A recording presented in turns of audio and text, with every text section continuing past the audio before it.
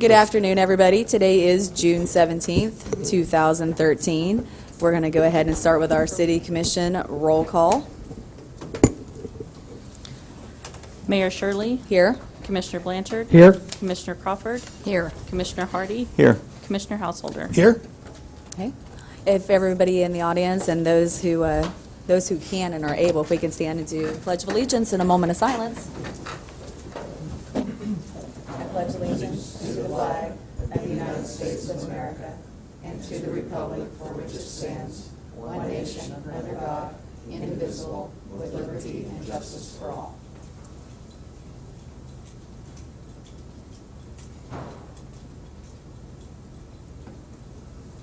Thank you. We have no awards or proclamations.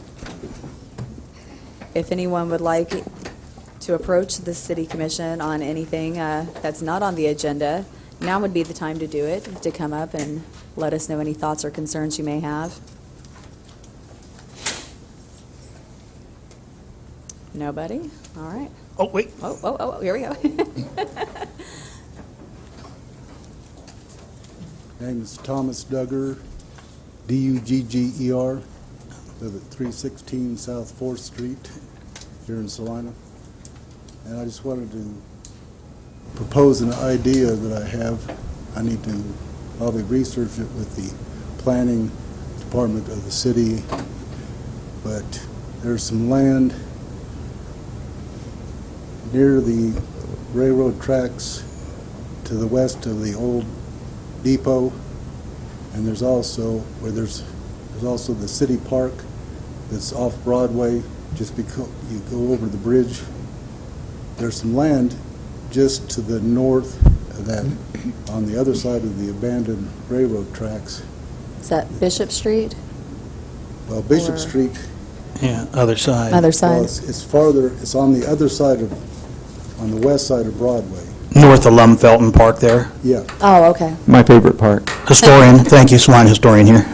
Since I go to Bishop Street Tavern to play Texas Hold'em, I saw all this land off of Bishop Street that's being unused. My idea was, why not have the railroad create a railroad museum there?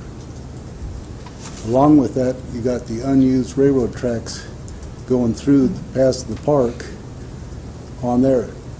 There's land to the north of that that's all trees. If you connect it with the other park, you now doubled the size of that park. You then actually put the railroad track back together. You now have access to that. You now have a double-sized park. You have railroad going through the park. You could put a parking lot there and do lots of things if you get them also to do the railroad museum. You're now bringing in jobs. You're bringing in tourists. I just wanted to throw out the idea, And we were named a railroad to city last summer. We were. We were. Look at that. Salina is a railroad city now. My idea was just, do you think it's a good idea to pursue? And Ben Burns is a guy that works closely with that kind of stuff with the Smoky Hill Museum and with the railroad. He might be a good guy to get a hold of, and he's located here in I've town. also been down in GIS and got all their nice little maps, satellite maps with the property lines. Just gonna look that up, yeah. All that. I've got three. Oh, you brought, I can't see Two more it. of these. Wow, he does. It has the city-county line. It's got the property lines. And the biggest chunk of the land near the city park is owned, there's one person that owns 3 pieces of property.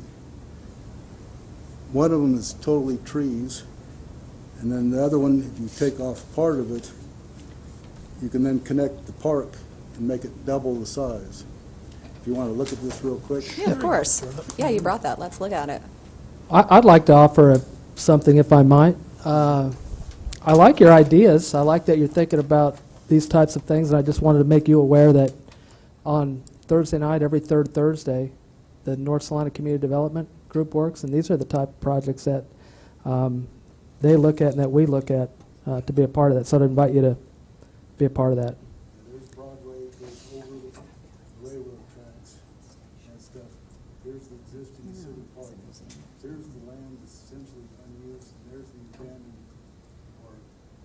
chopped up into pieces.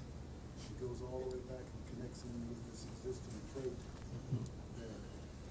This could be probably acquired from the existing owner. They may even give it to you.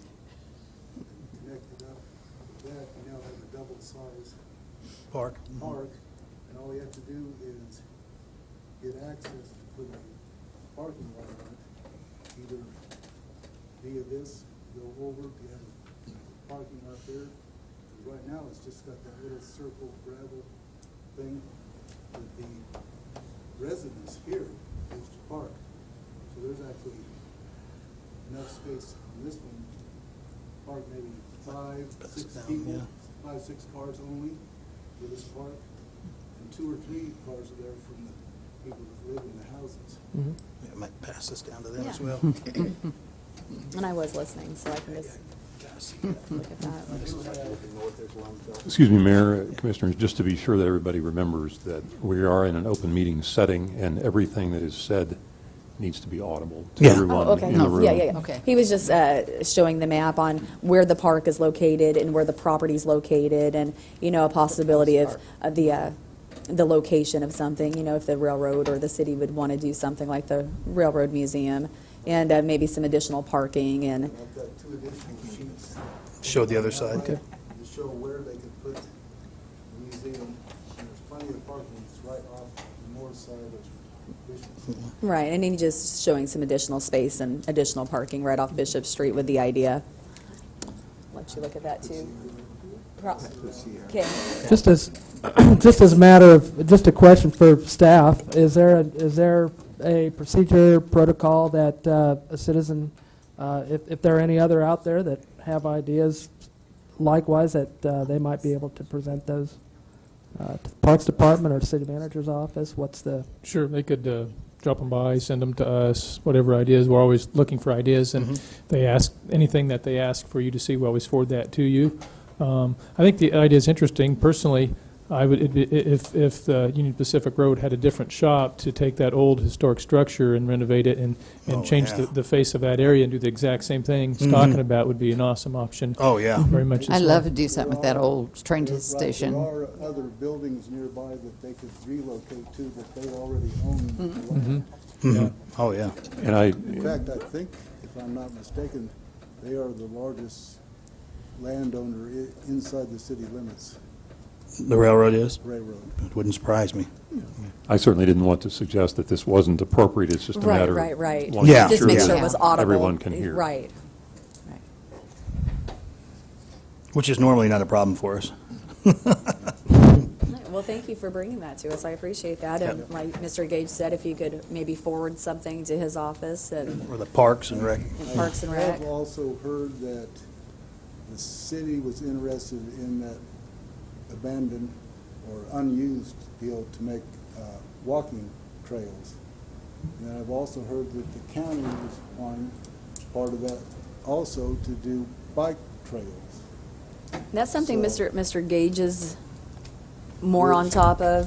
Which Sure. I think if there's cooperation, they can have both.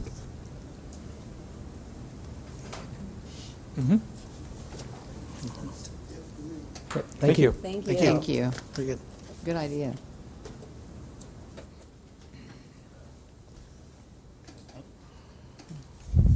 Good afternoon, Mayor and City Commissioners. I just got back from the Salina and Saline County. I'll have to Health have you state your Department. name and your Oh, address. I'm Tracy Sin, 340 Thank you, Tracy. 340 and a half South Connecticut, Salina, Kansas. I just came back from the Salina and Saline County Health Department project meeting for study session. I wonder, why is it so hard for the health department to get it going?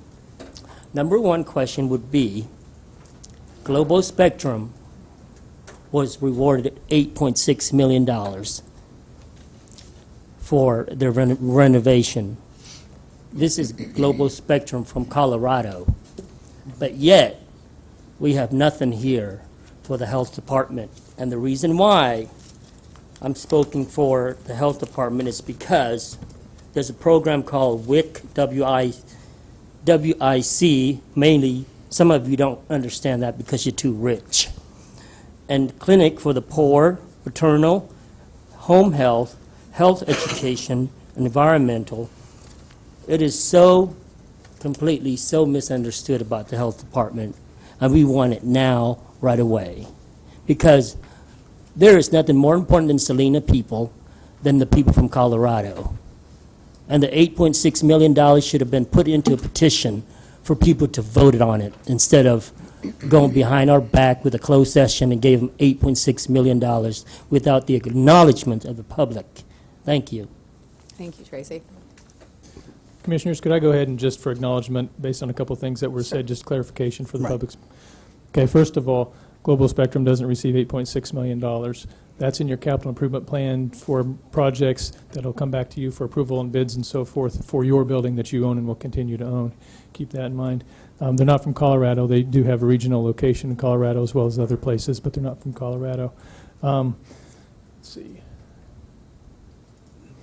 I had a note on the last item, but I can't read my... Closed door. Oh, closed door, yeah. Thank How you. will I know? As you know, I know I'm speaking to the choir and with some of you that were on the past commission, but all the actions taken related to the capital improvement program and investment in the Bicentennial Center were all open to the public, whether it be study session or the formal meeting, the vote was open and so forth. So just for clarification, I think it's important for everyone to understand that.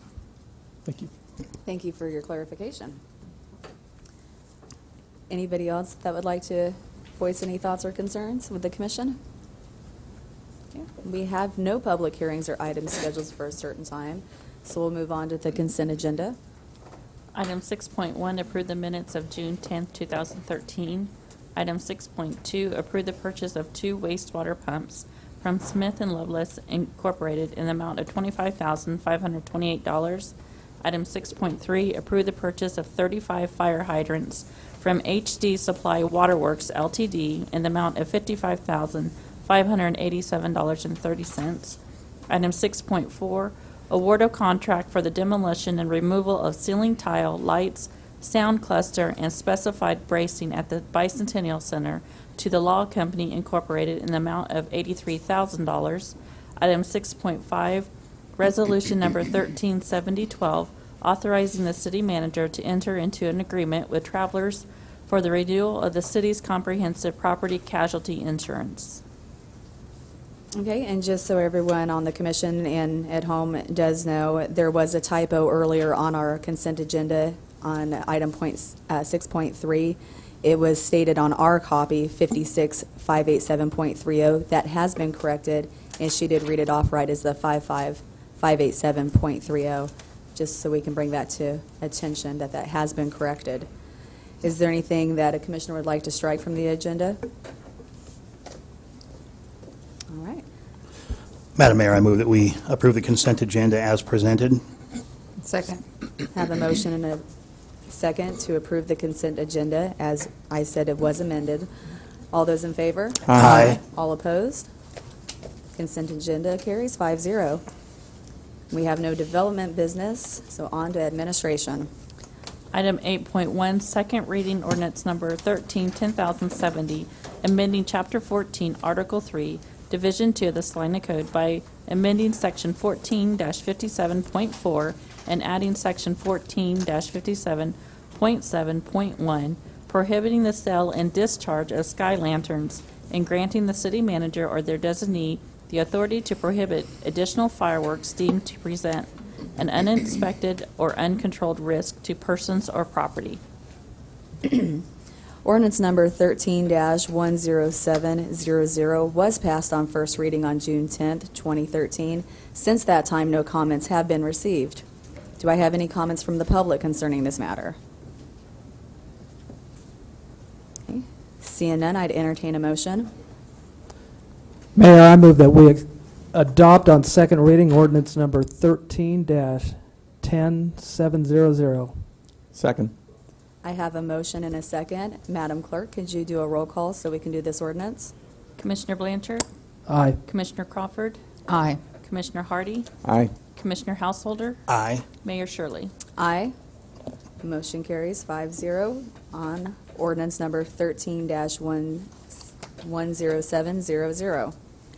Item 8.2, second reading ordinance number 13, 10,702, changing the zoning district classification from C1 to C2 to allow beauty salons and other neighborhood businesses in the Hazelwood addition. Okay.